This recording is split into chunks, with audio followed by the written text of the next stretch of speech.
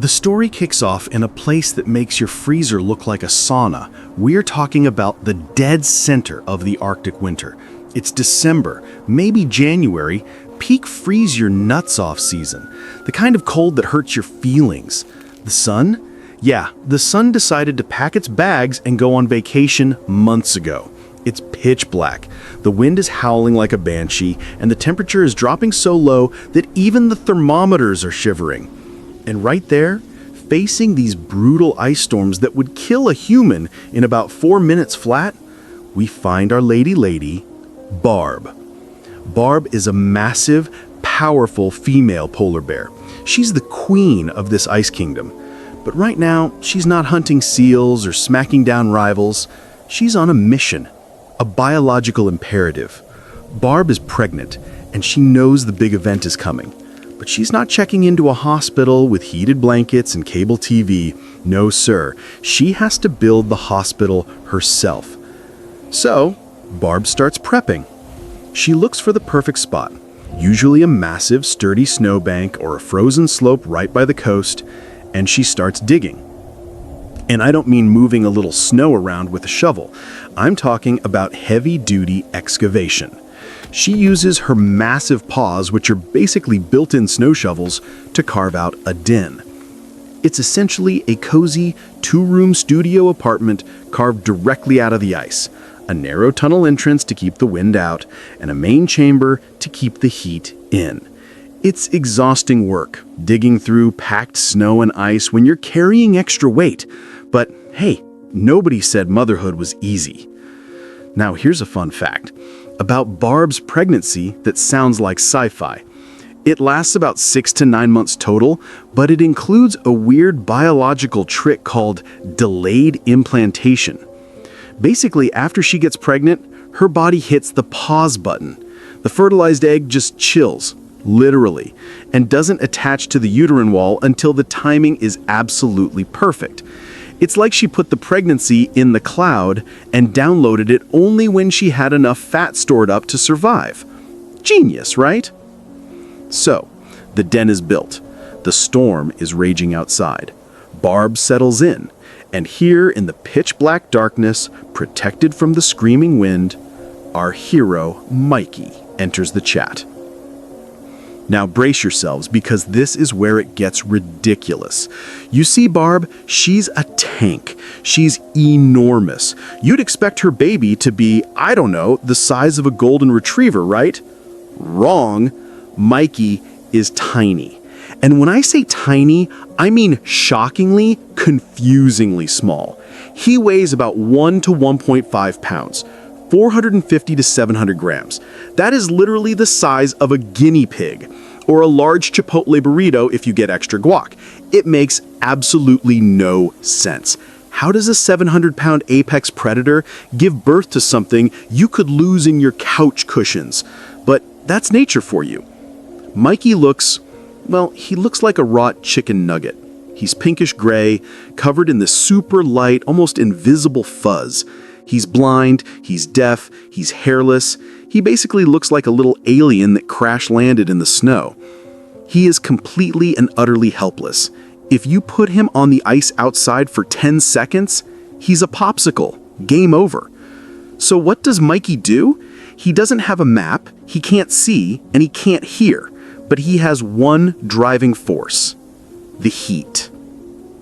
Driven by pure, ancient instinct, Mikey starts to crawl. It's a struggle. His little legs are weak, his coordination is zero, but he senses the warmth radiating from his mom like a giant biological furnace. He drags himself through the fur, fighting gravity, fighting the cold air, until he reaches the promised land, Barb's belly. He's looking for the milk bar. And let me tell you, polar bear milk isn't like that skim stuff you put in your coffee. This is super fuel. It's incredibly rich in fat and protein. It's basically liquid whipping cream mixed with protein powder. It has to be, because Mikey needs to grow fast. He needs to pack on layers of blubber immediately if he wants to survive his first winter. Once he latches on, the marathon begins. Now, let's talk about Barb for a second, because she is pulling off a legendary move here that deserves a standing ovation. She stays in that den with Mikey, and usually a twin sibling because misery loves company, for 3 to 4 months straight. Let that sink in. 3 to 4 months. Total lockdown. 0 food. She doesn't eat a single crumb. 0 water. She doesn't drink a drop.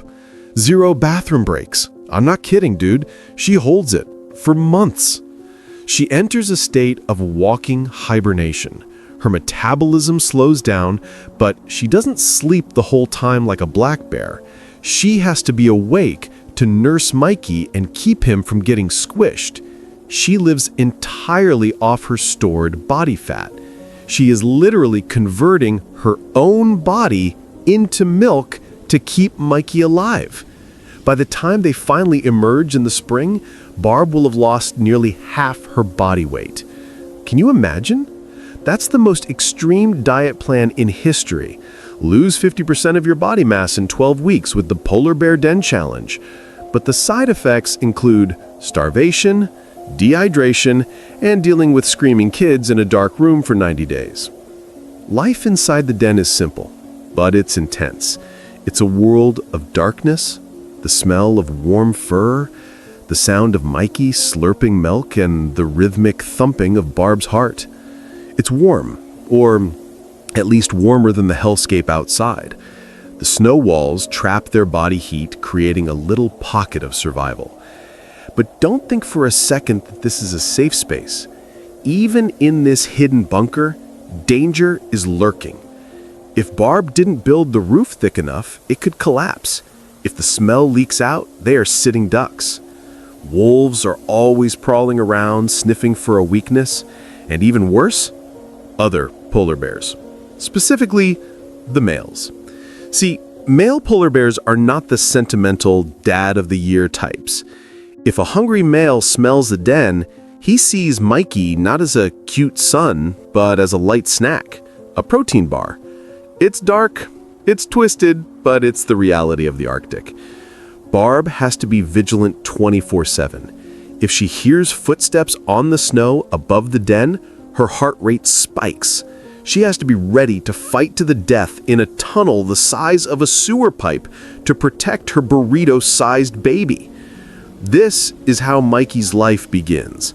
Not with a sunrise and birds chirping, but in a dark hole, buried under the snow, clinging to a starving mother who is slowly wasting away to keep him alive. It's a start filled with struggle, sacrifice, and the absolute will to survive against impossible odds. And Mikey, he doesn't know any of this yet. He doesn't know about the wolves, the melting ice, or the long trek ahead.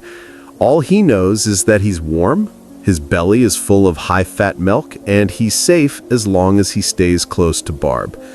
But the clock is ticking. The fat reserves are burning up, the spring sun is starting to rise, and soon the den will open and the real battle for the ice will begin. All right, fast forward about 2 months. The great lockdown inside the ice den is still going strong, but things are changing. Mikey finally decides to join the visual world. He opens his eyes for the first time. But let's be real, he's not seeing 4K Ultra HD yet. It's blurry, it's dark, and honestly, there isn't much to look at except white walls and his Burry's butt. But hey, it's a start. He can finally see the giant furry mountain that has been keeping him alive, Mama Barb. By now, Mikey has bulked up.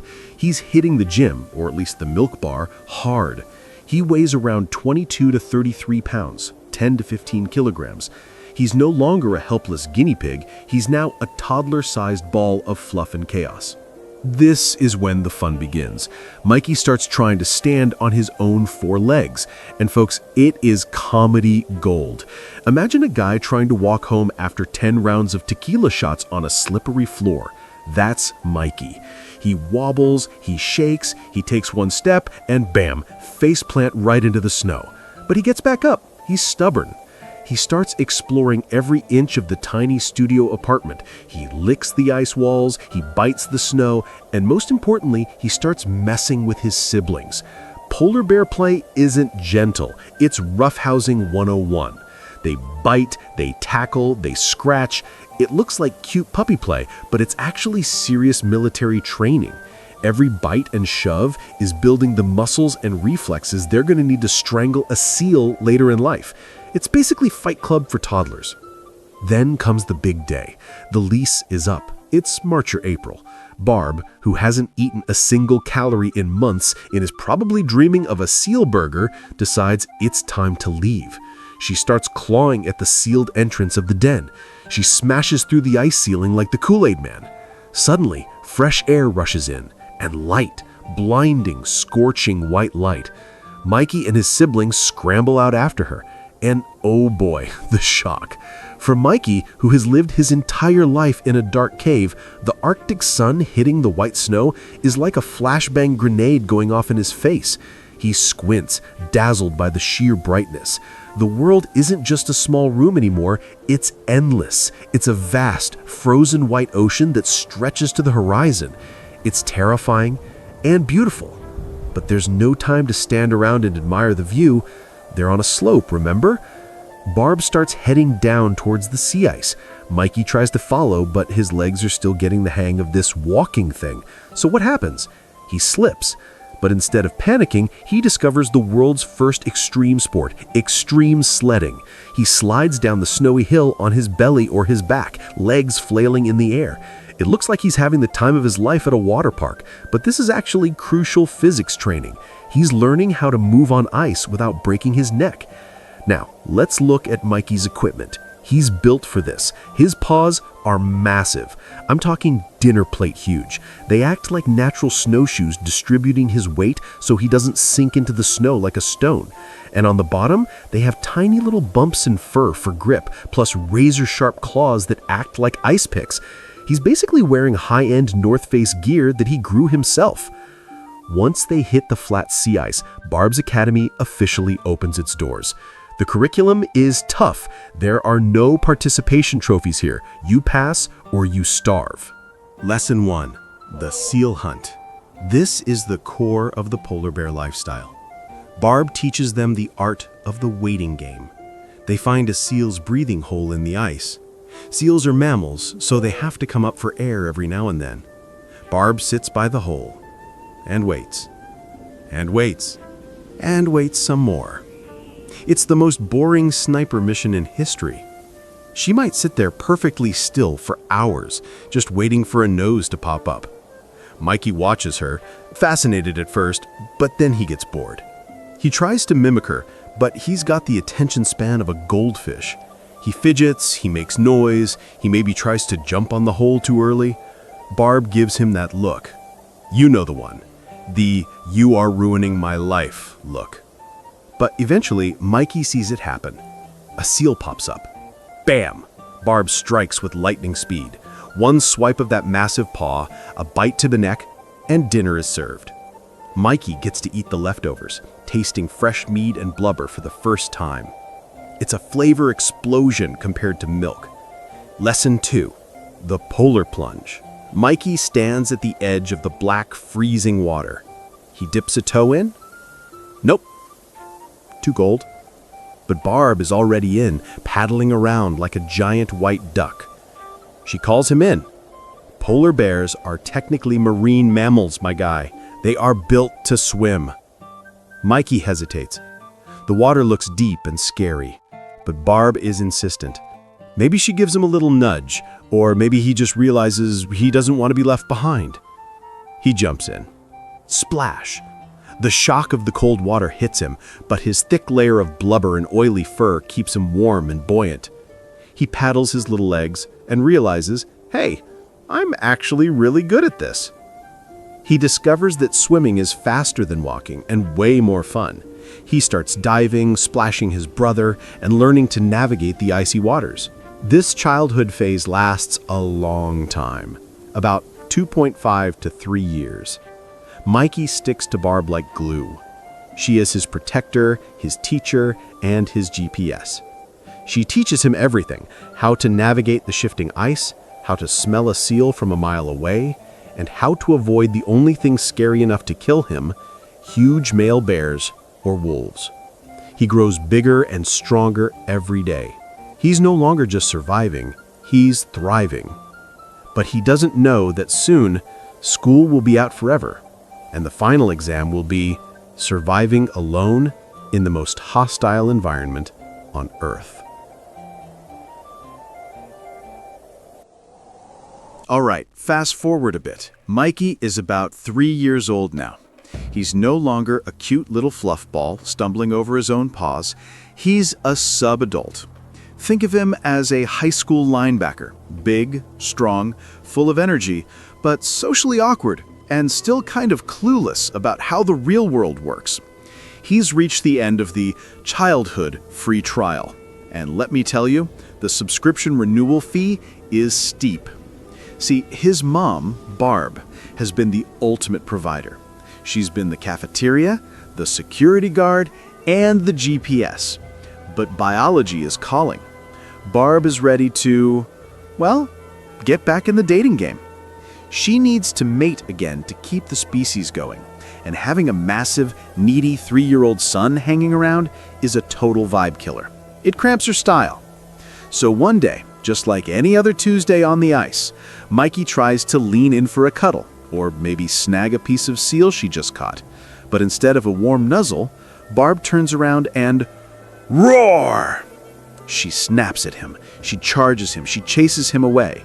It's not a gentle time to leave the nest, son. It's a full-blown eviction notice served with teeth. Get a job, Mikey. Get out of my basement. Mikey is confused. He thinks she's joking. Good one, Mom. You really got me there. He tries to come back, but Barb isn't playing. She chases him again, harder this time. She bites at his heels. The message is loud, clear, and heartbreaking. It's over. You're on your own. Run. And just like that, the cord is cut. For the first time in his life, Mikey stands alone on the vast, freezing expanse of the Arctic sea ice. There's no backup, no teacher, no free lunch. The silence of the Arctic hits him differently now. Before, it was peaceful because Barb was there. Now, it's deafening. It's the sound of isolation. The first few days, scratch that, the first few months are an absolute nightmare. Mikey enters the starving artist phase of his life. He wanders aimlessly, his stomach grumbling loud enough to start an avalanche. The hunger is a new, constant companion. It's a sharp pain that never really goes away. He has to hunt. He knows the theory. He watched Barb do it 1,000 times. Find a hole, wait for the seal, smash, eat. Easy, right? Wrong. Knowing the theory and actually executing a kill are two very different things. Mikey finds a breathing hole. He sits, he waits, he tries to channel his inner Zen master. But he's young, he's impatient, he fidgets. His stomach growls. He sees a seal nose pop up. The adrenaline kicks in. Instead of waiting for the perfect millisecond, he jumps the gun. He pounces too early. He makes a sound. He crunches the snow. Splash! The seal is gone. It dives back into the safety of the ocean, probably laughing at him. Mikey is left face down in an empty hole, looking like a total amateur. He tries again, and again, and again. He learns the hard way that seals are slippery, fast, and surprisingly smart. He tries to dive in after them, thinking he can outswim them. Bad idea. In the water, the seal is Michael Phelps, and Mikey is a hairy tugboat. He can't catch them in their element. He has to win on the ice, or he doesn't eat. This period is the University of Hard Knocks. Mikey starts to lose weight. He looks lanky. His fur isn't as glossy. He's surviving on scraps. And by scraps, I mean he becomes the ultimate dumpster diver of the Arctic. If he smells something rotten from 5 miles away, he's there. A dead whale carcass washed up on the shore, that's a 5-star buffet. A leftover seal skeleton that another bear left behind, he'll gnaw on the bones to just get a taste of marrow. But scavenging brings its own set of horrors. Because if there's free food, there are other bears. And this is the scariest part of his teenage years. He encounters adult males, the big bosses. These guys are twice his size, covered in battle scars, and they have absolutely zero chill. Mikey learns quickly that if he sees a big male, he needs to run fast. He has to be a ghost. If a big male catches him near a carcass, he won't just chase Mikey away, he might try to kill him. Cannibalism isn't off the menu in the Arctic when times are tough. So, Mikey develops a new skill: paranoia. He eats fast. He looks over his shoulder every 10 seconds. He sleeps with one eye open.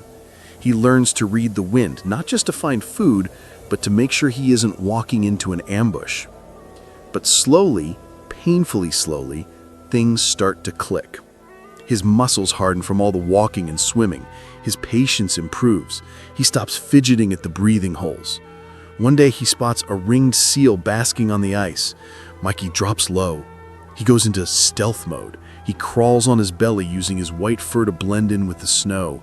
He pushes himself forward with his back legs, keeping his head low. He freezes every time the seal looks up. It's a game of red light, green light with life or death stakes. He gets close. 10 meters. 5 meters. The seal looks relaxed. Mikey explodes into action, a blur of white fur and claws. This time he doesn't miss. He drags the seal onto the ice. The taste of fresh, warm blubber is the best thing he has ever experienced. It's his first solo kill, his graduation ceremony. He eats until he can't move. He enters a food coma, lying on his back with his paws in the air, belly full, feeling like the king of the world. He realizes he can do this. He doesn't need Barb anymore. He's a survivor. But the challenges aren't over. The ice itself is changing. Mikey begins to notice that the summers are getting longer. The ice melts earlier. The solid ground he relies on turns into slush and open water way faster than it used to. He finds himself swimming for days, literally days, just to find a solid patch of ice to hunt on. He has to navigate moving ice floes that drift apart, threatening to strand him in the middle of the ocean. He learns to read the weather, the currents, and the quality of the ice. He knows which ice can hold his 800-pound frame and which ice will crack and dump him into the drink. This adolescent phase transforms Mikey. He sheds the awkwardness. He stops being a clumsy teenager and starts becoming a sub-adult warrior. He explores new territories, traveling thousands of miles across the frozen cap. He is a nomad, a drifter, a lonely cowboy in a white desert. He still avoids the big males, but he doesn't run with his tail between his legs anymore. He walks away with dignity. He's building his mass. He's building his confidence. He is preparing for the day when he won't have to run, the day when he will be the big boss that everyone else runs from.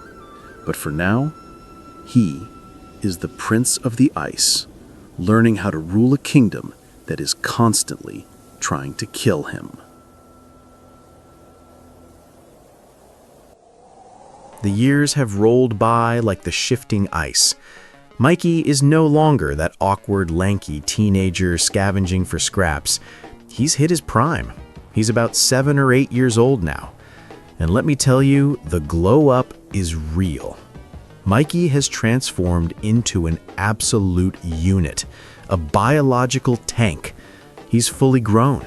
He stands nearly 10 feet tall on his hind legs. He weighs over 1,000 pounds. His neck is thick. His muscles are like steel cables wrapped in fur, and he walks with a swagger that says, "I own this place." He has officially graduated from survivor to conqueror. At this stage, Mikey has one major biological directive ticking in his brain like a bomb: establish dominance. He needs a territory, a range, a kingdom where he can hunt the best seals and eventually find the ladies. But here's the kicker, my guy.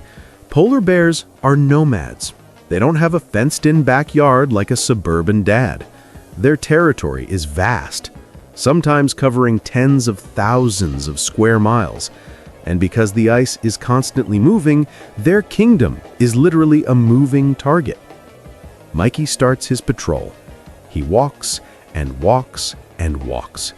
He's covering marathon distances every single day, driven by his nose and his gut. He's looking for the sweet spot, a place where the ice is stable but fractured enough to have breathing holes for seals, a place that smells like an all-you-can-eat buffet. But in the Arctic, just like in the New York City real estate market, all the good spots are taken. Every prime hunting ground usually has a landlord, a big boss, an older, bigger, meaner male who has been running these streets for years. In his younger years, Mikey would sniff the air, smell a big male, and pull up, "Nope, I'm out," turning around to find a safer route. But not anymore. Mikey stops avoiding the scent of other males. In fact, he starts seeking it out. He sees the signposts, massive claw marks raked deep into the ice ridges, the scent of another male's urine marking a snowbank. It's a message left by the current owner. "I was here. I am huge. Keep walking, kid." Mikey smells it. He pauses. He tastes the air with his black tongue. And instead of running, he chuffs.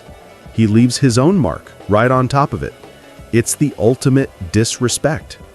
It's graffiti over a gang sign. He's sending a reply.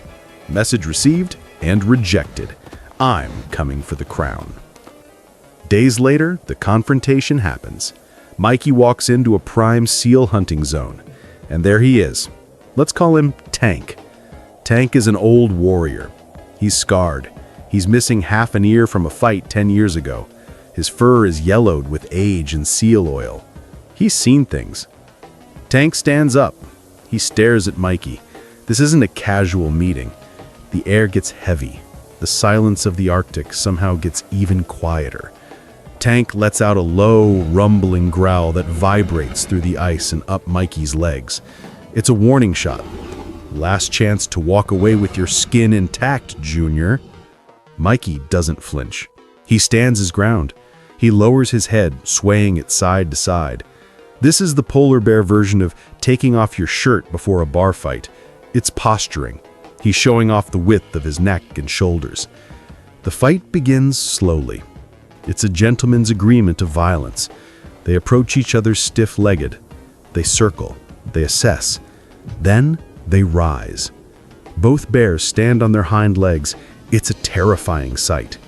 Two 10-foot giants, weighing a combined ton, towering over the frozen landscape like kaiju monsters. They shove each other. It looks like a sumo match. They're testing strength, balance, and leverage. But when the shoving doesn't work, the gloves come off. The brawl begins. Tank swings a paw the size of a manhole cover. Whack! It connects with Mikey's shoulder. The sound of impact echoes like a gunshot. Mikey roars, a sound that isn't just heard, it's felt in your chest. He counters. He lunges for Tank's neck. This isn't just clawing, this is biting. Their jaws, strong enough to crush bowling balls, are snapping at each other's thick, fatty necks. The fur flies. Blood hits the white snow. It's brutal, my guy. It's messy. They grapple. They bite. They throw their weight around. The ice cracks under their feet. Tank has experience. He knows the dirty tricks. He tries to use his weight to pin Mikey down. But Mikey has something Tank lost a long time ago. Youth and stamina. Tank is strong, but he's old. He tires faster. His joints ache. Mikey is a machine running on premium fuel. He takes the hits, shakes them off, and keeps coming. He is relentless. The fight drags on for 20 minutes. That might not sound like a long time, but go try wrestling a refrigerator for 20 minutes and tell me how you feel. Both bears are panting, steam rising from their mouths in the freezing air. They are overheating. Fun fact, polar bears are so well insulated that they actually overheat very easily during intense activity.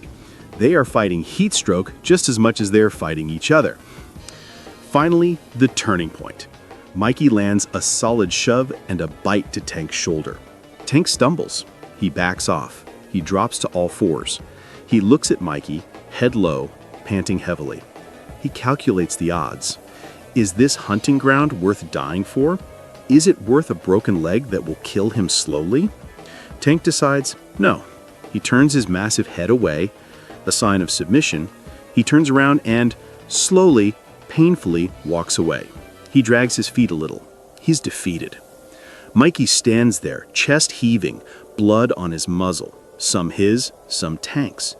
He watches the old king retreat into the fog. He doesn't chase him. There's no need. The point has been made. Mikey lets out one final victorious roar. He is the king now. This patch of ice, these seals, this horizon, it's all his. He has proven that he is the strongest, the fittest, and the most dominant predator on the ice cap.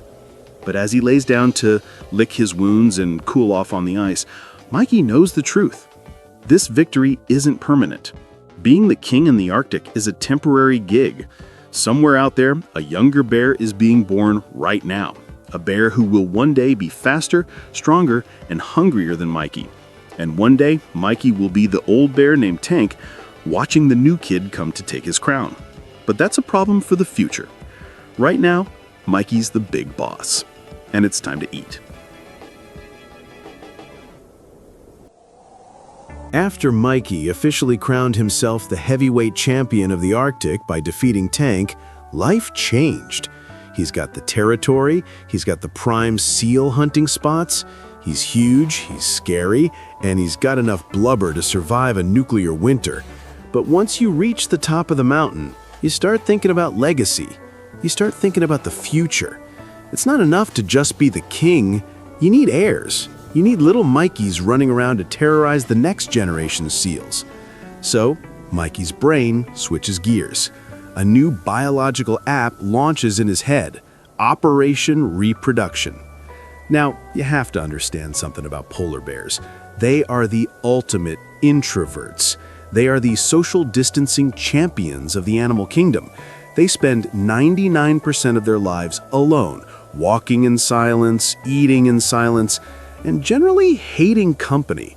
But for a few short weeks in late spring, usually April or May, the ice turns into a giant singles bar. The female bears, let's call our prospective lady Bella, enter estrus. Basically, they are ready to mingle. And how do they let the fellas know? They don't swipe right on Tinder. They leave a chemical trail. Bella has sweat glands in her paws. As she walks across the snow, she leaves behind a scent trail loaded with pheromones. It's a perfume called Eau de Bear, and to Mikey, it smells better than a fresh seal carcass.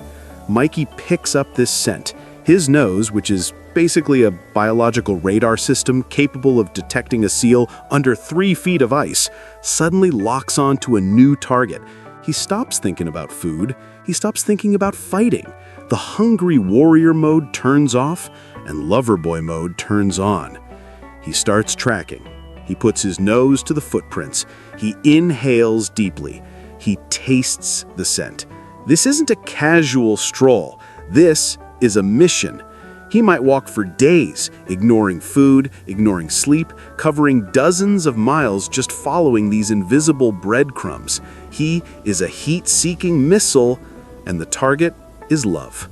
Finally, after a marathon trek across the melting ice, he spots her, Bella.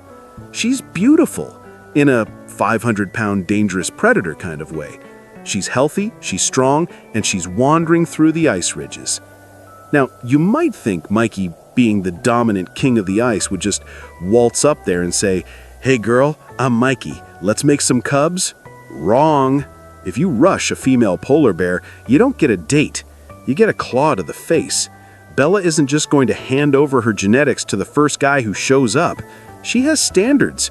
She needs to know if Mikey is actually the real deal or just some scrub with a good walk. So, the courtship begins. And honestly, it's a lot of simping. Mikey approaches cautiously. He doesn't roar. He makes these soft, chuffing sounds.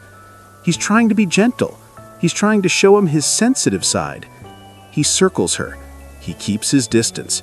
Bella plays hard to get. She might run away. She might turn around and snap at him. She might act like she's totally uninterested. It's a test. She's testing his patience. She's testing his stamina. She's basically asking, "Are you willing to follow me around the mall for 6 hours while I try on shoes?" If Mikey gets frustrated and leaves, he fails. If he gets aggressive, he fails. He has to stay close, but not too close. He has to protect her from other males who might be sniffing around. Because yes, the competition is fierce, and if another male shows up, it's fight night all over again. This dance can go on for days. Mikey is persistent. He shadows her. He mirrors her movements. Eventually, Bella decides he's worthy. She stops running. She allows him to approach. The tension breaks. They become a couple, a situationship, if you will. For about a week, maybe 2, they are inseparable. They walk together, they sleep near each other, they might even play fight a little bit, gently gnawing on each other's necks, which is their version of holding hands. It's the only time in a male polar bear's life where he isn't completely alone. It's actually kind of sweet in a terrifying apex predator sort of way. They mate multiple times during this period to ensure fertilization. It's a biological imperative, ensuring that Mikey's strong genes are successfully passed on. There are no candles, no slow jams, no rose petals on the ice. It's functional. It's nature doing what nature does. And then, the breakup. As quickly as it started, it ends. The mating window closes, the hormones settle down, Bella gets annoyed. She's done with him. She's got a baby bacon in the oven, and now she needs to eat for 2 or 3. Mikey is just dead weight now. And Mikey? He remembers he's a loner. He remembers he likes his personal space. There is no we need to talk conversation. There is no let's stay friends. They just drift apart. Mikey turns left, Bella turns right, and they will likely never see each other again. Mikey goes back to his solitary life. He feels no heartbreak, he feels no responsibility, he has zero involvement in what happens next. He won't help build the den, he won't bring her pickles and ice cream, he won't teach the cubs how to hunt. In the brutal world of the Arctic, fatherhood ends at conception. If Mikey ever ran into his own kids a few years later, he wouldn't recognize them. Hell, he might even try to fight them or eat them if he didn't know better. It's cold, my guy. Literally and figuratively. Bella carries the entire burden of the species on her back. She is the one who will starve for months in a hole. She is the one who will fight off wolves to protect Mikey's legacy. Mikey? He's just the donor. He walks away into the white fog, looking for the next seal, or maybe another female if the season isn't over yet. Because for a king like Mikey, the goal is to spread his genes as far and wide as possible. To ensure that when he is old and gone, the ice will still be ruled by bears that carry his blood. He returns to the silence, the solitude. The king is alone again, and he prefers it that way. You might think Mikey's life as the king of the Arctic is just one long vacation. You picture him lounging on an iceberg, sipping a cold Coca-Cola like in those commercials, enjoying the view. But let me pop that bubble for you right now. Being the king, it sucks. It is stressful, it is painful, and it is an endless grind. Survival at the top of the food chain isn't guaranteed. In fact, in the unforgiving Arctic, the bigger you are, the harder you fall. Challenge number 1, the Hunger Games. We talked about Mikey being a master hunter, right? Well, even masters have bad days. In fact, Mikey has mostly bad days. Do you know what the success rate for a polar bear hunt is? It's abysmal. We're talking 10 to 20%. That means for every 10 times Mikey tries to catch a seal, every time he sits by a hole for hours or stalks prey across the ice, he fails 8 to 9 times. Imagine going to work every day for 2 weeks and only getting paid for 1 day.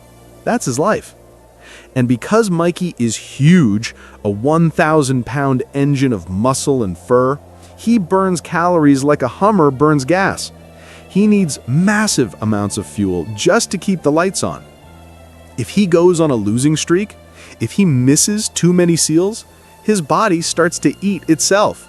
He gets weaker, he gets slower, and in the Arctic, slow means dead. There was a time, a particularly bad stretch, where Mikey hadn't eaten a decent meal in weeks. He was walking like a zombie. His ribs were starting to show through that thick coat.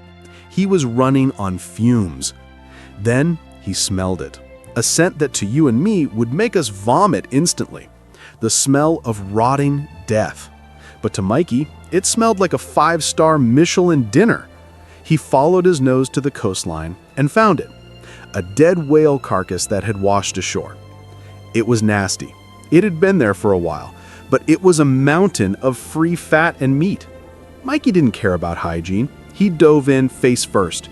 He gorged himself for 2 days straight, packing on the pounds he had lost. That rotting pile of blubber saved his life. It gave him the energy to keep going. Challenge number 2. No health insurance. Injuries in the wild are a nightmare. During a hunt or a fight with another bear, Mikey can get hurt badly. A broken claw, a deep gash from a tusk, a sprained ankle. There are no hospitals in the Arctic, my guy. No urgent care. No antibiotics. If Mikey gets an infection, he has to rely on his own immune system to fight it off. If he breaks a leg, he can't hunt. And if he can't hunt, he starves. He has to heal while walking, while hunting, while freezing. It's a level of toughness that puts every action movie star to shame. Challenge number 3, the invisible enemy. But the biggest, scariest, most dangerous enemy Mikey faces isn't a rival bear, it isn't a sharp tusk, it isn't even hunger. It's the ground beneath his feet, or rather, the lack thereof. Climate change. The Arctic is warming up twice as fast as the rest of the planet. The sea ice, Mikey's hunting platform, his home, his entire world is disappearing. The winters are getting shorter. The ice melts earlier in the spring and freezes later in the fall. This creates a massive problem. Seals live on the ice. If there's no ice, Mikey can't get to the seals.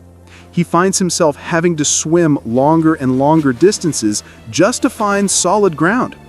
We aren't talking about a few laps in the pool. We are talking about ultra marathons in freezing water. One summer, Mikey found himself in a situation that was straight out of a horror movie. He was hunting on a large ice floe, feeling pretty good about himself. Suddenly, the weather turned. The temperature spiked. The wind picked up. Crack! The massive sheet of ice he was standing on fractured. It broke apart into smaller and smaller pieces. Before he knew it, Mikey was stranded on a tiny raft of ice, surrounded by miles of dark, open ocean. No land in sight. No seals.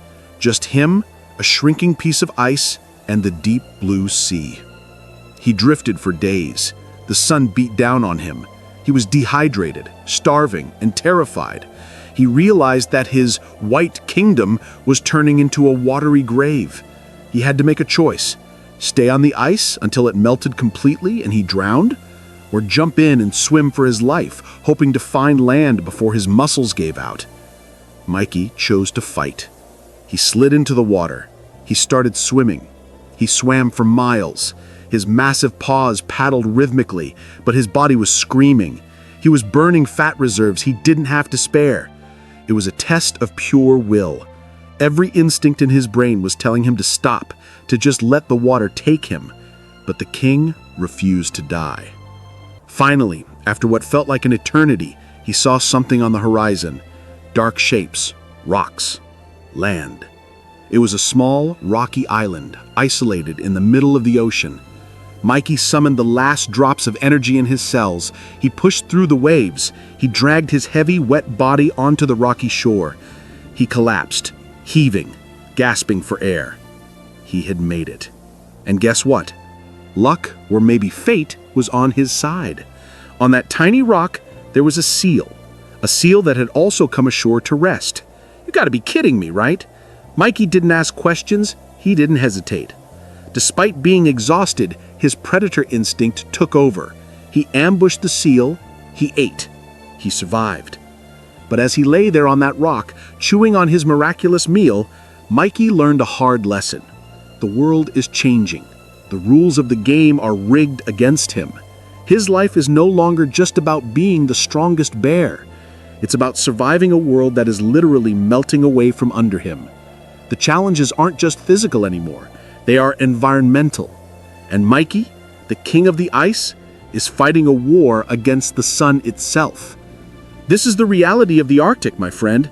It's not just cute Coca-Cola commercials. It's a desperate struggle to stay afloat in a world that wants to pull you under. But Mikey, he's still here. He's still fighting. Because that's what kings do.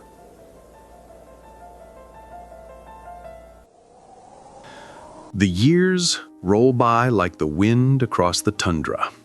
Fast, relentless, and cold. Mikey is still out there, wandering the vast, frozen expanse of the Arctic. But let's be real, my guy, he isn't the same bear he used to be. He's hit the senior citizen phase. He's around 23 years old now.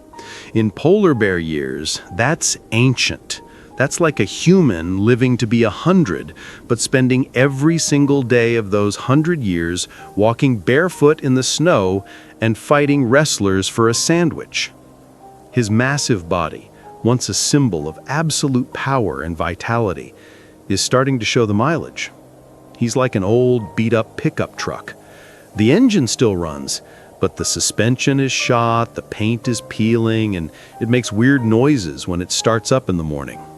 His movement is slower.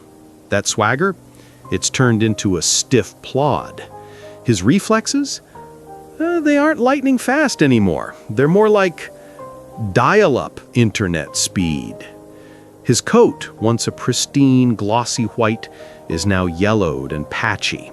It bears the scars of 1,000 battles, old wounds from tank, from other rivals, from seals that fought back. His teeth, his most important weapon, are worn down. Some might even be broken or missing from years of crunching through thick seal bones. His senses aren't as sharp. His eyesight, never great to begin with, is clouding over. He relies almost entirely on his nose and his ears now. Hunting has become a chore. Remember how we said hunting was hard when he was in his prime? Now it's nearly impossible. Chasing a seal across the ice requires explosive power and stamina. Mikey doesn't have that in the tank anymore. He runs on fumes. So he takes longer to find food. He relies on his experience, his old man wisdom, rather than brute force. He targets the sick, the weak, or the already dead. He becomes a full-time scavenger, looking for leftovers rather than cooking his own meals. And on days when the hunger bites deep and his joints ache from the cold dampness, Mikey feels a strange exhaustion. It's not just physical tiredness, it's a deep, soulful fatigue. It's the weight of decades of survival pressing down on his shoulders. Then, one day, it happens. Mikey is patrolling a part of his territory that used to be his favorite hunting ground. He spots movement. It's another bear, a young male, massive, muscular, full of testosterone and bad attitude. This kid looks exactly like Mikey did 10 years ago. He's got the fire in his eyes. He's got the hunger. In the old days, Mikey would have roared, charged, and sent this young punk packing with a few new scars to remember him by. But today, Mikey looks at the young challenger. He sizes him up. He feels the ache in his hips. He feels the emptiness in his stomach. And he does the math. He knows that if he fights, he might lose. And at this age, losing a fight isn't just humiliating. It's a death sentence. A broken bone or a deep wound won't heal. Mikey realizes that his reign is over. The era of the White King has come to an end. The torch has to be passed. He doesn't roar. He doesn't charge. He simply turns his massive head away. A quiet acknowledgement. It's all yours, kid. Good luck with the melting ice. Mikey turns around and walks away. He leaves the prime hunting grounds. He leaves the competition. He heads towards the fringes of the ice, towards a quiet, secluded spot, far away from the drama and the noise. He walks slowly, with a strange sense of purpose. He isn't running away. He's retiring. He finds a peaceful spot on a distant ridge. It's elevated, giving him a view of the vast, frozen ocean one last time. There's a large rock or a snowbank that offers some shelter from the wind. He lies down. He stretches out that massive, tired body. He closes his weary eyes. He feels the cold, but it doesn't bother him anymore. It feels comforting, like a heavy blanket. His breathing slows down. In these final moments, there is no pain. There is no hunger. There is no struggle. Just a profound sense of inner peace. A feeling of job done. As he drifts off, maybe his brain plays a highlight reel, a cinematic flashback of his entire life.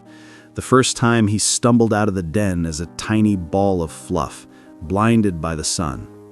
The taste of his first seal, the thrill of the first swim, the epic battle with Tank, the brief, quiet moments with Bella, the storms he weathered, the miles he walked.